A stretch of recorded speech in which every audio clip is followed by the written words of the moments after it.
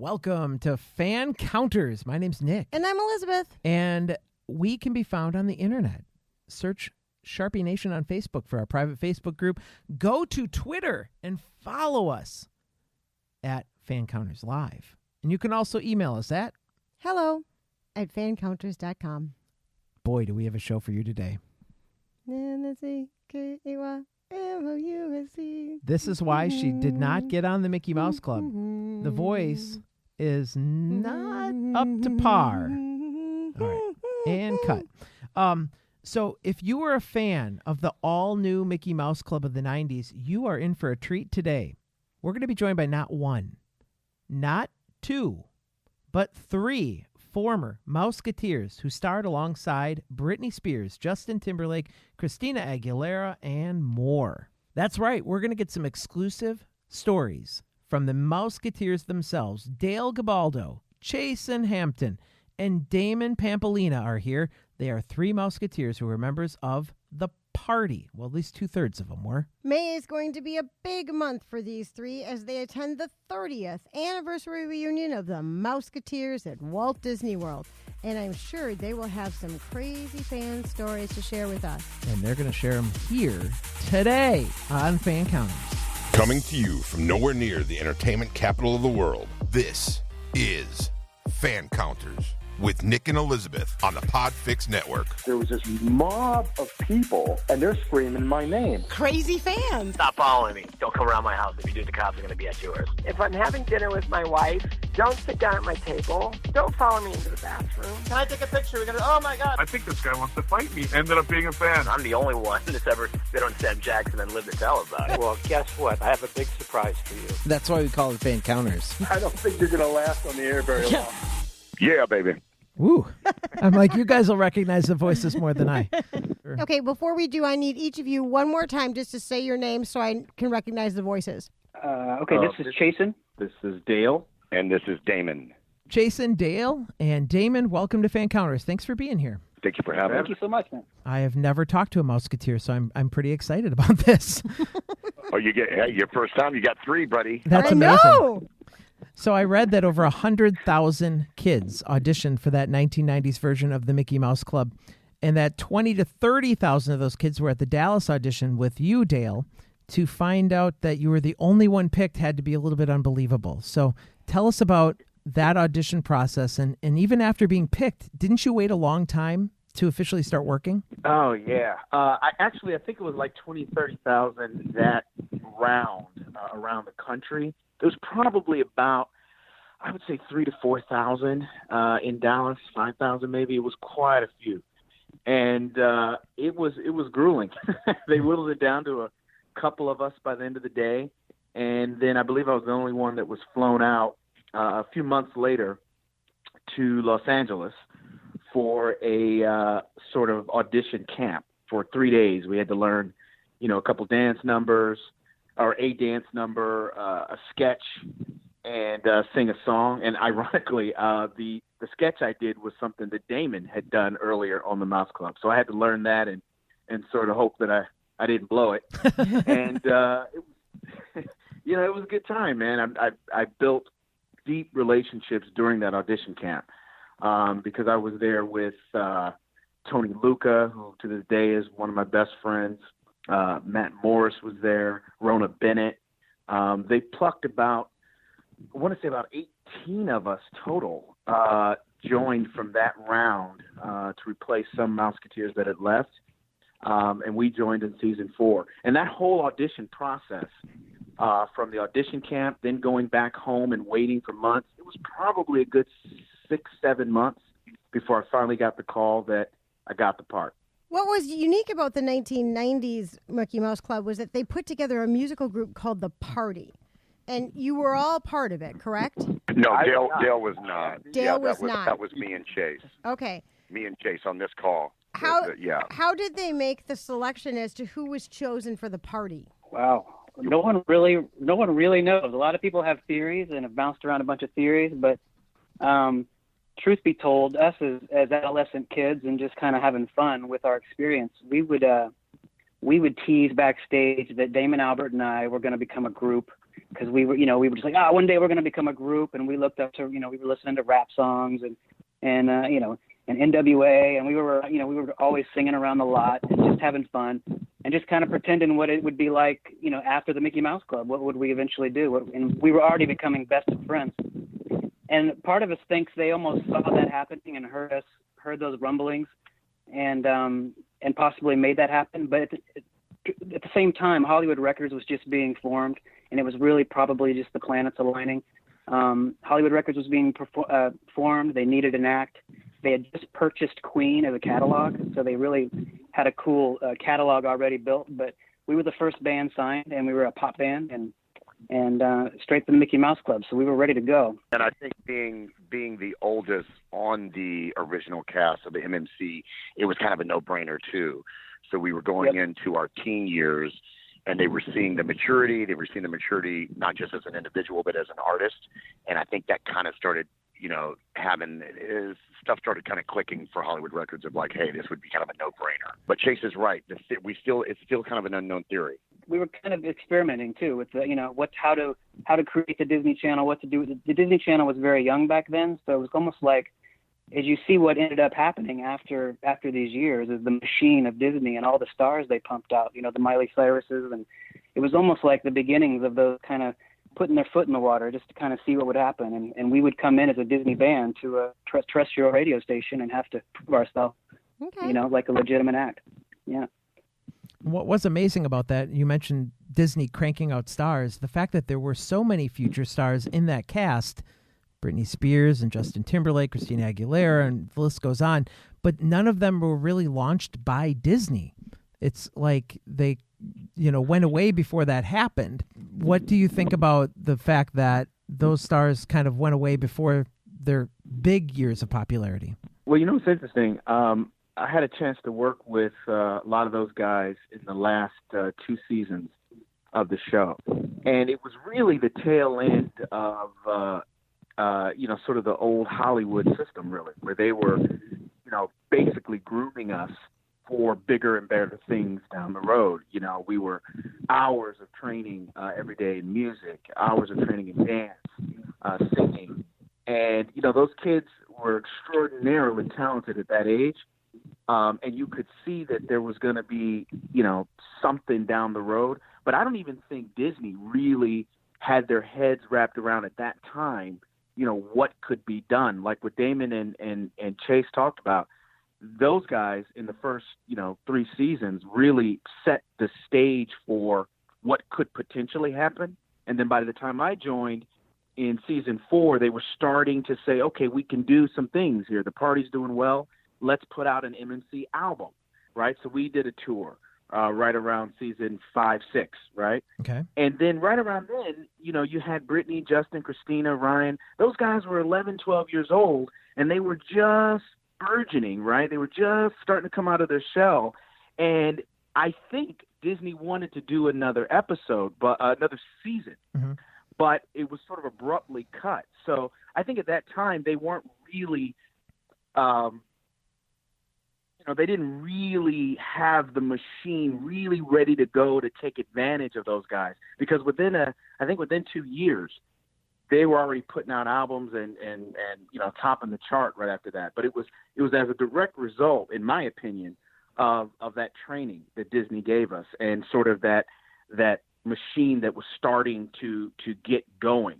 And if it hadn't been cut, I'm sure Disney would have pumped that money and piggybacked off of Hollywood Records' success with the party and really dumped that into those guys. But I think the rug was pulled a little sooner than they were ready for, And Dale, because you worked with artists like Justin Timberlake, they kind of were inspired by what was happening, saw the transitioning happening, and then kind of went and did it on their own. Am I right? Yeah. Absolutely. Absolutely. Yeah. They went out and tweaked it and formed NSYNC. Justin and Joey Fatone went out and found their peers. They formed it. They went out and they seeked out the record deal, to my knowledge. Yeah, and I'll piggyback off that a little bit. One of the things that Disney, because of that sort of machine, that old Hollywood studio system sort of structure, Justin and J.C. Chazet and they were primed and ready. Britney, Christina, they were ready. So when they were shopping their demos out there, they were shopping, polished, ready to go content that they themselves had put together, internally. To Damon's point, JC and Justin were already 2 years working together before they did their first demos, for NSYNC. And that's kind of rare at that age. So you gotta give it up to them to know that they got to take the bull by their own horn. If that's the right way to say that. We're from Texas, buddy. You can say that. That was good. Yeah, that's fine. Yeah, all right, let's go with that. But yeah, they really said, let's do this. Let's get together. Let's do this.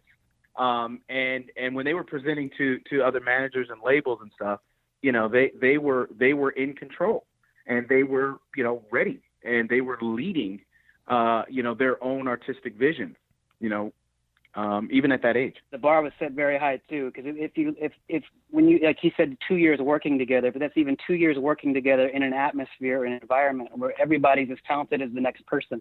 So it was like we really made each other better at all times. We were really almost grooming each other just by being friends, and we built off each other's talents, and it's really incredible to think about, man. And I was going to say, looking back, it's not like Disney these days would let some of that talent slip by, especially if they have ready-to-go demos that are at another level. Like today, they wouldn't let that go. But back then, the thinking probably was still in seeing what was going to stick and what was going to work. It could have been Eisner. Eisner was leaving at that time. It could have been one of those things where, CEOs and executives come in with their legacies and their changes. And when new people come in, they kind of go, okay, here's what I'm going to do. And all of a sudden, we had the High School Musicals, and we had all sorts of new, really incredible things from Disney that were highly successful. But it wasn't what you said, holding on to what was almost obvious. Like, why wouldn't you? But I guess we'll never know. It's kind of crazy. So many people said they got it right, though, didn't they? They did get it right. Yeah, they got it right. Yep. Yeah. Many people said that the Mickey Mouse Club of the 90s was way ahead of the curve, that they were talking about global warming and going green long before it was very popular. In the 90s version, there was addressing of these environmental issues, which led to some amazing travel opportunities for you guys. So tell us about some of those experiences that you had at such a young age. Oh, my God. I'll jump in. Yeah. It changed my life, and I'll let you guys take it from there. I was really, I was about 17, going on 18. We were about 17 years old, and was really made aware of environmental concerns for the first time. Just because, I'm a teenager, I'm running around, I'm not really thinking about pollution. I'm not really thinking about the ozone layer. Mm-hmm. And Disney put on this epic live concert, and most of us had never done anything on that large of a scale live. And I know Disney was nervous, but we pulled it off, and it was all about bringing awareness to the environment. And it really changed my life, and it sent me on a path of just being a little bit more socially conscious. They sent me out to Costa Rica to do a segment on the rainforest. So I'm out there trekking through, the rainforest and documenting that and talking to locals and getting an understanding of what's happening to our planet. So it really shaped a lot of who I am today, just on that topic alone, No, that's excellent, and he's right on with that. They encouraged us to be who we were, I would say, hey, I want to wear 2 different color shoes. They'd say, perfect, go right ahead. It was really cool because there was always someone on the show you could represent and kind of relate to. Damon and I got the experience in the party. They sent us on world tours. We were in Shanghai and Korea and Japan. I mean, you name it. And the fact that we kind of represented that within our own group, we had just kind of one of everybody in our own group itself, as we did in the Mickey Mouse Club. We represented diversity everywhere we went, just hanging out. And to kind of do that around the world was an insane experience. To be in China and have people coming up and grabbing your hair because it's red, or and talking and just seeing this Italian, this black guy, and this redhead with crazy hair walking through the streets of Asia. And we would escape, and Damon and I, we were teenagers. We'd run off away from the tour managers, and go exploring and having fun. But some of the best memories of our lives, and really where we kind of grew as people, and the encouragement and support from Disney to kind of be that and be ourselves was a great gift. And you got to give credit. You got to give credit to Matt Casella, because Matt scoured the United States to find that talent and to find that diversity. So that's why you got such an range of nationalities and different personalities in Texas and Chicago and New York, because he went out and seeked out those kids like me and Dale auditioning in Dallas, as opposed to just him staying put in L.A. and getting that type of personality. Right. He went all over. And then that spawned the party, and the party was the epitome of, different nationalities and personalities, which, again, you said kind of ahead of the curve. A lot of people give us credit. We were kind of the Black Eyed Peas years prior, right? Co-ed, different nationalities all mixed into one group. And that was the vision of Disney and Matt Casella. Pretty awesome. Yeah, and they leaned in on that too. Just to add on to that, we did a whole hour episode. I believe an hour, at least a half hour. We did a full episode on race relations and racism in America. We had Jesse Jackson come in and talk to us, and we had sort of a roundtable kind of discussion on racism. And that was, you're talking very early 90s, and they weren't having those kind of conversations with kids. In a room of diversity in not only race but religions, and male, female, it was a matter of fact conversation. It wasn't, Disney was very good about just saying, this is what it is. We're not trying to sell you on anything. We're not trying to, be corporate. We're not trying to sell our corporate responsibility message. This is America. And these are the Mouseketeers having a conversation about where we are as Americans. And it was powerful stuff that impacted me. And I know a lot of our fans, because I hear about it all the time. It really was groundbreaking at the time. Was everybody, as far as the Mouseketeers, willing to participate in those kind of discussions? Or were there some, or one or two, that didn't feel totally comfortable opening up about controversial topics and that kind of thing? I never experienced anybody really shying away from it. As unbelievable as it is, the youngest girl on the show, the most sweetest, innocent one, would be the first and loudest one to come at you and ask questions. I mean, we all kind of had this inquisitive, exploratory nature of us, because we were basically growing up in a theme park, and we were just having fun with everything. It was never really work, so I'm not even trying to make it sound all pretty, but we were having a blast. And if you look at what most of us do now, we all are in that kind of business of giving back and providing for people and making people happy and teaching children or mentoring or life coaching. Still kind of all in that same sense, almost like it was seeded in us by Disney and unconsciously. But it's such a great gift. But anybody else, go right ahead. I can't, Dale. I don't know, buddy. Listen. The era that I was in the original cast, those first 3 seasons, I can't recall anybody kind of rebuttaling. Now we weren't touching on the heavy subjects like later on in the new members. But we still, I think we touched on AIDS one episode. We did. Remember Ryan White? Yeah. Ryan White. Yeah. Oh, yeah, I remember Ryan. Very controversial. I guess. So I can't recall anybody kind of being shunned or scared to touch on the heavy stuff to my memory. Everybody was kind of all supportive and for it. And I think had a conscious awareness that we are able to influence and be mentors to our peers, kids our age. So how great that we're going to kind of be the messengers. And I think everybody was all for it and supportive. At least when I was on, and I think it sounds like the same thing with Dale. Everybody was kind of definitely positive supporters of any subject matter that was touched on. Yeah, and I think from my era when I started, it was, even if you came from an area, and I'll use my friend Blaine, Jason Carson, who is I believe still a Mormon. He was a Mormon from Utah. And I don't believe he had any black friends. And if he did, certainly none close. And so him coming and me learning from him learning from me, it all of a sudden, this environment of people coming from radically different environments, all coming together for a common purpose, where, you know, we're all here to do something and we have to work together. It almost immediately eliminated arbitrary barriers that some of us think we have.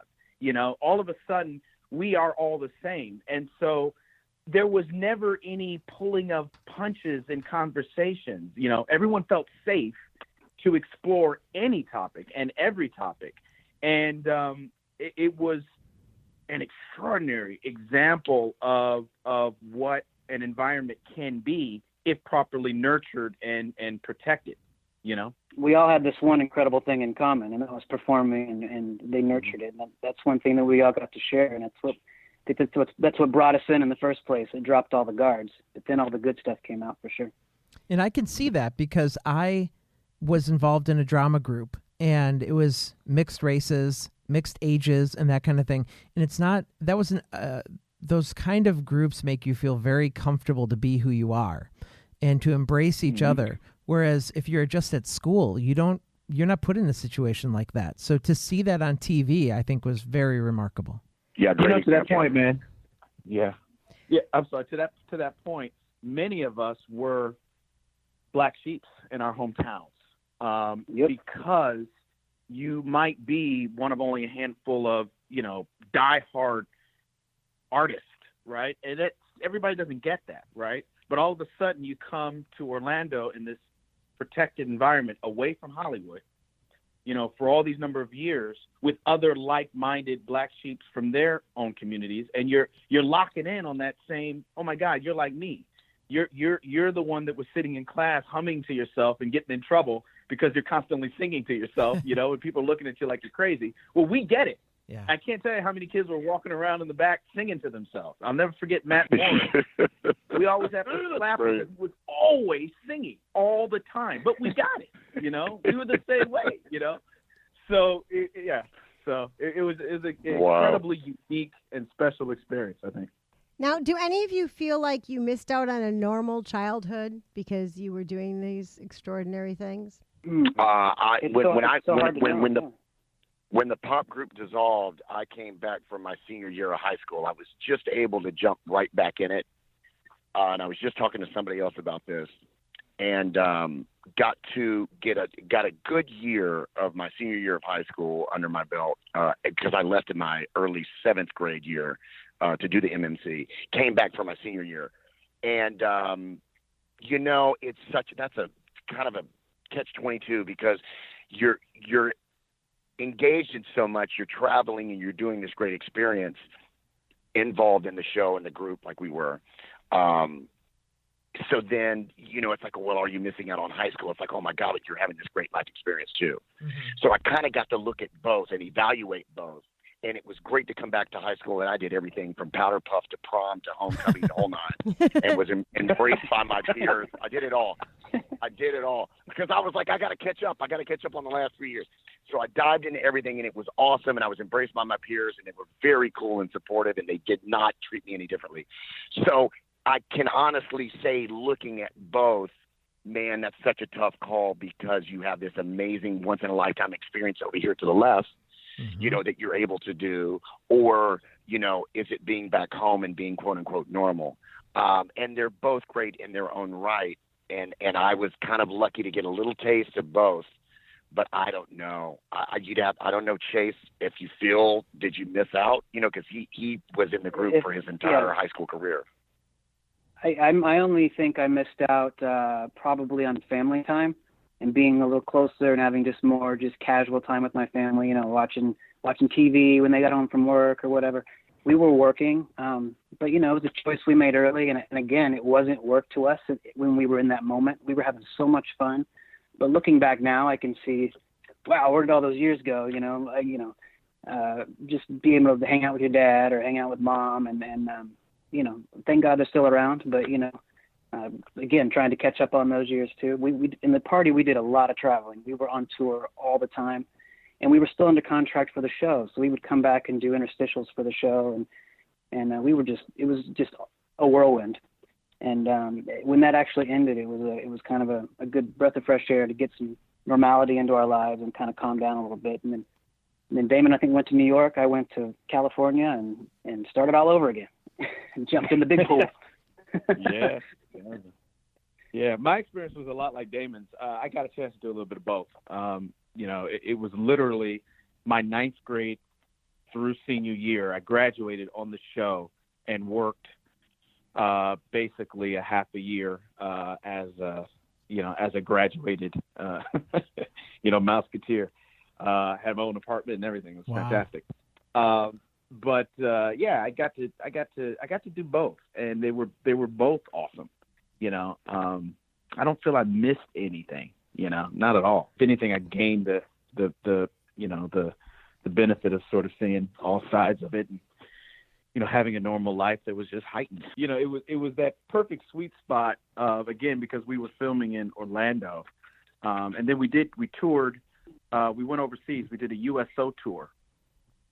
So we performed for the troops all over the world, Germany, London. It was fantastic. But when we came back, it was all right. Just now you get to hang out, and your friends are your friends. And because we were in that protected environment in Orlando, it's not like we had the Hollywood machine kind of popularity. Now, to the Mouse Club, the party had a lot of that.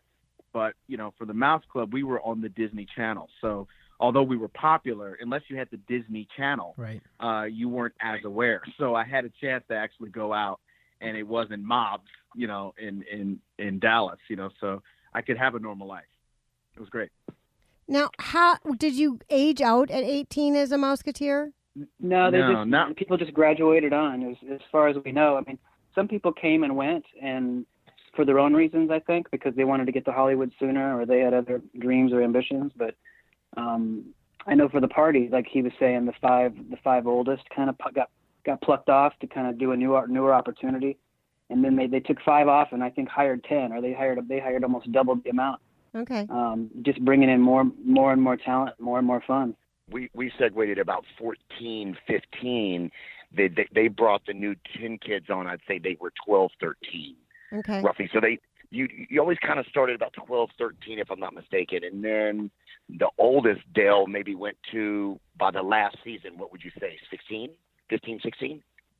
No, by the last season. Yeah, I was 18. I was 18 and a half. 18, okay. I was almost 19 by the time the show was over. Okay. So by that time, I was the oldest one left. But the show went off the air. Not that you all of a sudden were told that you were no longer a young Mouseketeer and needed to move on. The show itself stopped. Well, off the record, we kind of felt that at 18 you had to go, but it wasn't. I mean, how long can you be in the club? Mouseketeer just didn't feel right. Right? Yeah. Okay. That's why I kind of came back. I came back as a co-host on that last season and not as a member, kind of in a little bit for that reason, because I was kind of an older one coming back. Tiffany and I coming from the party. Okay. So yeah, it was.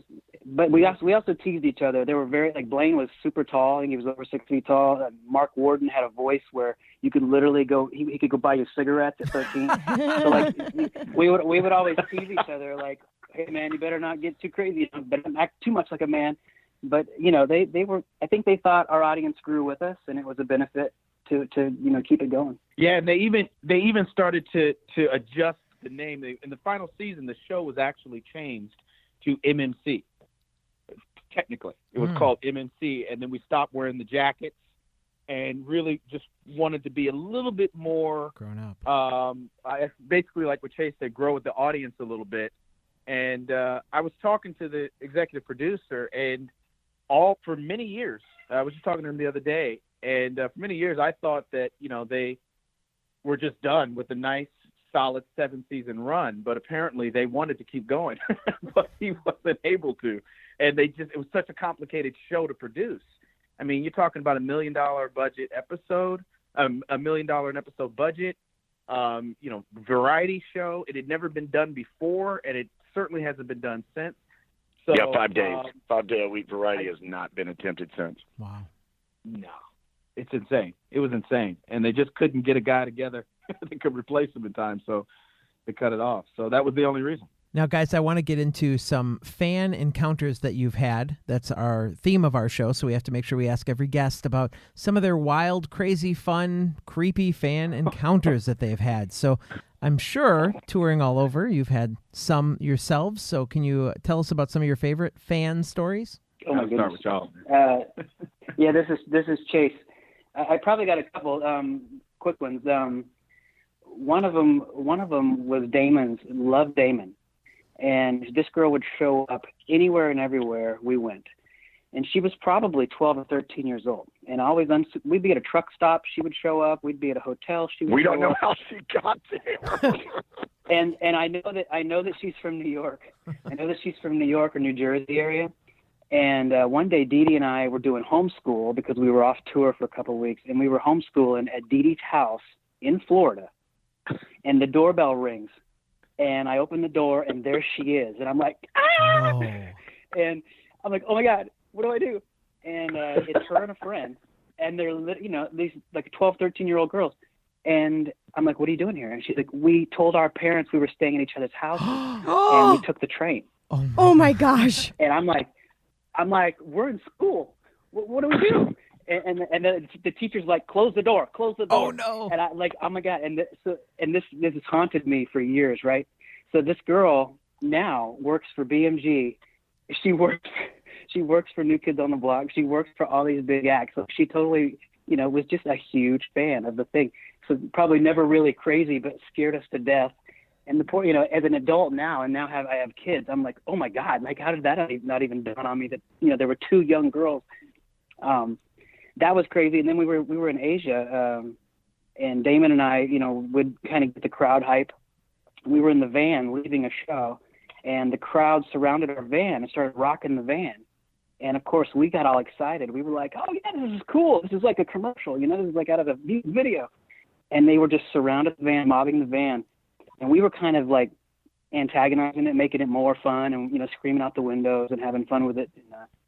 And this is all pre-cell phone, of course. Mm-hmm. And before you know it, the military shows up and starts just dropping people and like not recognizing being in another country, not recognizing that that's completely unacceptable behavior in the streets of Korea. And then of course we were appalled and we were horrified that oh my God, did we help cause this? But the fans they were hitting them with billy clubs, right? Chase, they were using the billy clubs, kind of hitting them and backing them up. They actually. And Dee Dee's Filipino in our group, and when they were chasing us into the airport, and the military there have machine guns at the doors of the airport, and she literally got the butt of a machine gun to the the side of the head, not hard, but pushed, pushed real hard back because they thought she was the last one, and they thought she was a local, and our tour manager grabbed the end of the machine gun and goes, no, and I'm like, oh my God, we're all dead. Don't grab his gun. It was this. Yeah, and it was because what do you do?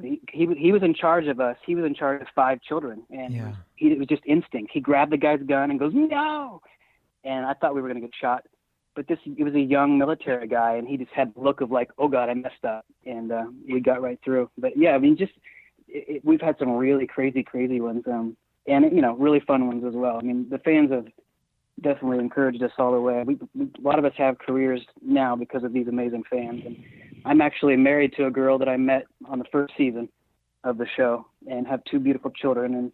And I look at my children every day and think, all of this happened because of all this. So it's real deep for me.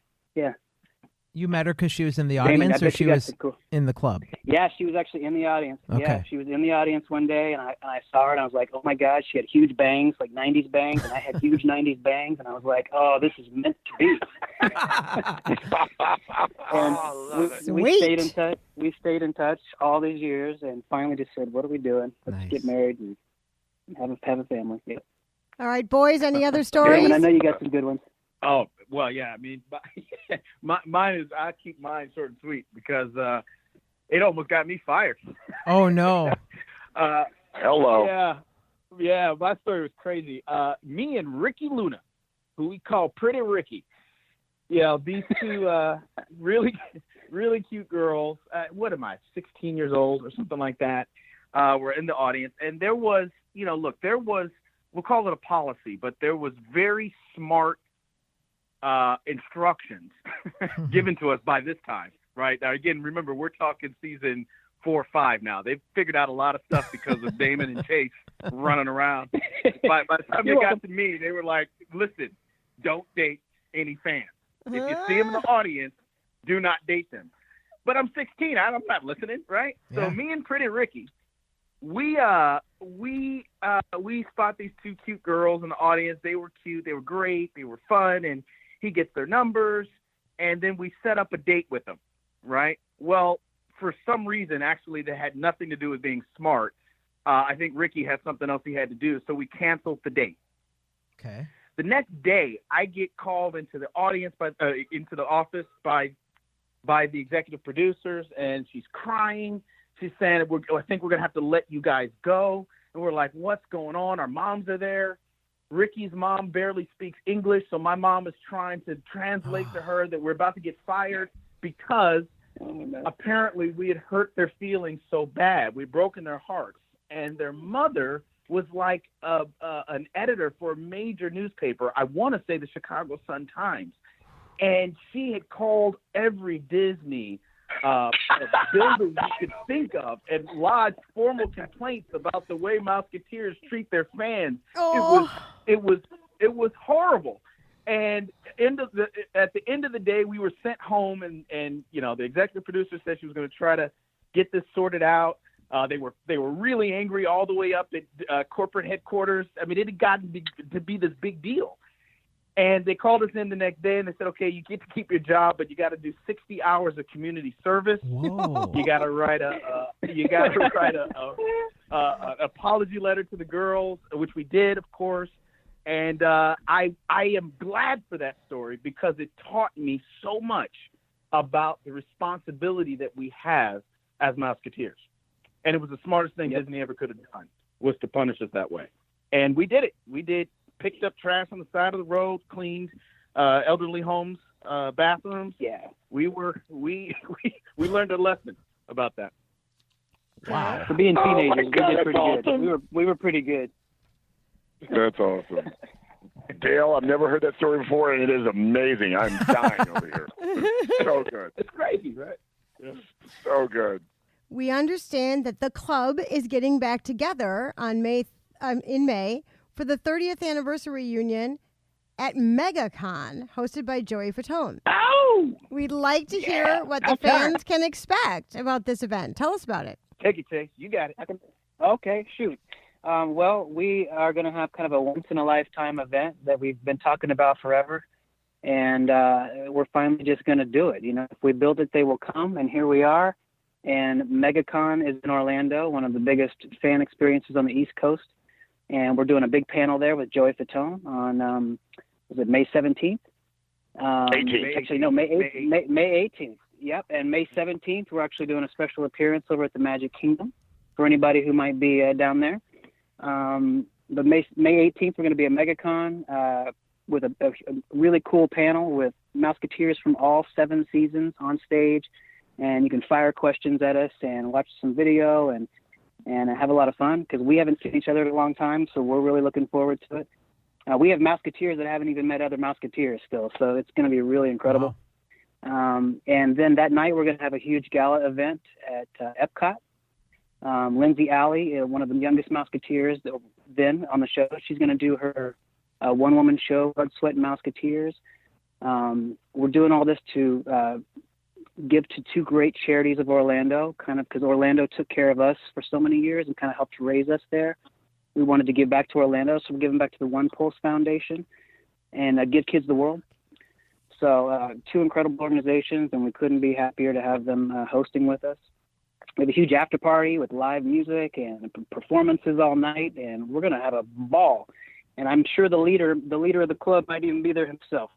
Wow. I'm sure he'll show up. Super cool. I love it when the mouse shows up. So gentlemen, we often tape our shows as we're doing now.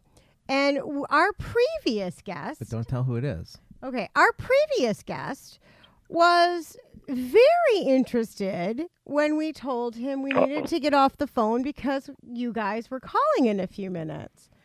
So Nick is going to say a few things from this guest. Let's see if you can identify who we might have talked to before you.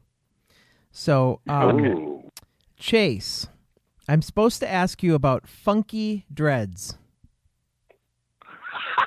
Oh, my goodness. Oh, wow. Just keep reading the rest Okay, of it. all right. Two people. Well, Okay, hold on. We're going to read the rest of the things. all right. He also asked me to mention style before comfort as something that you would enjoy. We already know who it is. Okay. Done. Damon, I got some for you. No. He wanted me to yell, so I will, Skotska Levitska. And buttermilk biscuit. Buttermilk biscuits. And the last one was Filipina Pampolina in Hawaii. Guess who we just talked to? Oh, man. Baby, when you said funky dreads, we already know who it is. Blues, it's a wrap. It is a wrap. Yeah. He was super He's excited. one of a kind, isn't he? Yes. All right, tell everybody who it is so we know that you know. I like Khaled. Do you have any stories about him that you want to share before we wrap this up? Oh, yeah. yeah. Oh, my God, it's endless. Allah, yeah. Allah was the one who had the car. So before, I was kind of the older one on the show. So before I turned 16, Allah would come over, and come hang out with us and take us down I-Drive and take us into the clubs and take us dancing. And he actually ended up being my guardian. My parents both worked during that time. So he actually ended up being my guardian for a portion of the tour and a portion of when I was in LA. So yeah, he's like a big brother. He definitely grew up with us. We grew up with his brother. I'm sure you know who he is. Yes. Literally, Albert used to, go in his record room and spin records with him, and it's been really awesome watching him build his career because we literally watched him, from just a peanut grow up to what he's doing now, and it's insane. DJ Khaled is amazing. So what is Funky full Dreads? props to Allah and his family. That was kind of our own little, like when I was saying earlier about when we were kind of thinking about what we wanted to do, past the Mickey Mouse Club. And it was kind of our 90s hip hop little side gang that we would walk around and go to clubs. And, we were the Funky Dreads. Okay. And it was, kind of De La Soul-ish. It was silly, we were teenagers, but we all had a funky style, and it was all about style before comfort. And, we had the loud shoes and loud jackets and, the painted jeans and, the hip-hop 90s all the way. What is buttermilk biscuits?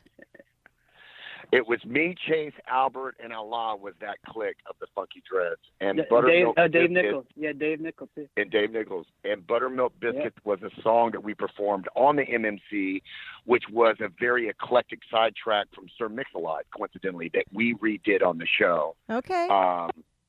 And so it was entitled Buttermilk Biscuits, and for whatever reason, Allah stuck to that particular performance and referenced that when he talked to y'all. That's funny. Okay. Oh, goodness. Love it. Love them. You guys are the best. Love the story. Oh, yeah. Well, thank you guys so much for joining us on Fancounters. We really appreciate the stories and the camaraderie of getting together and, learning more about the show that we grew up watching. Oh, thank you, guys. If I could. Yeah. Yeah, thank you. And if anybody wants to join us, you still have time to come to MickeyMouseClubReunion.com. We'd love to have you down there. We still got plenty of room and plenty of partying to do. Awesome. Well, thank you, Melanie, for setting this up, and gentlemen, all for calling in. Thank you. Have a great day. Have a great day, guys. Good luck at the reunion. Have fun, guys. Thanks so much, everybody. Our thanks to Dale, Chasen, and Damon for joining us on the show today. That was really fun. It was. I love those. We didn't have cable, so we didn't watch the Mickey Mouse show. I could only watch it at my dad's house because he had the cable. My mom didn't. Okay. But I remember the show. Yeah. I've caught up and seen it since. Yeah, how cool. Now, the 30th anniversary of the Mickey Mouse Club is happening May 18th and 19th at Walt Disney World, Florida. It's hosted by NSYNC member Joey Fatone. And you can still get tickets if you want to travel to Florida, or maybe you're in Florida. You can get tickets at MickeyMouseClubReunion.com. So check that out, and it's going to be a lot of fun. I wish I had it in the budget to go. Yeah, this would be a fun one. Yeah. But we had fun today, and I appreciate them being on the show a lot. Yeah, so. it was great. All right, follow us online at Fancounters Live on Twitter. You can also go to Sharpie Nation on Facebook, join that group, and hear all the behind-the-scenes stories of our show. And finally, if you would like to suggest a guest or if you want to ask us a question, you can email us at hello@fancounters.com. And that's going to wrap it up for this week. Next week, now they already spoiled who next week's guest is. They did, because there was just so much excitement about having spoken to him. You sound excited. I was excited. You can edit all of this out. Yeah, let's edit it out. Now, next week on the show, we've got another great guest. The Mouseketeers already gave it away, but that's okay. That's okay. If you didn't catch it, you'll have to go back and re-listen. Yeah. Because we're not going to tell you now. And it's going to be a good one. It is a good episode. So don't miss next week. On Friday morning, we launch a new Fancounters, and you'll want to download it. All right, that's going to do it for us. Have a great week. We will talk to you next week. Bye-bye. This was a podcast from the PodFix Network. You can check out more shows like it at podfixnetwork.com.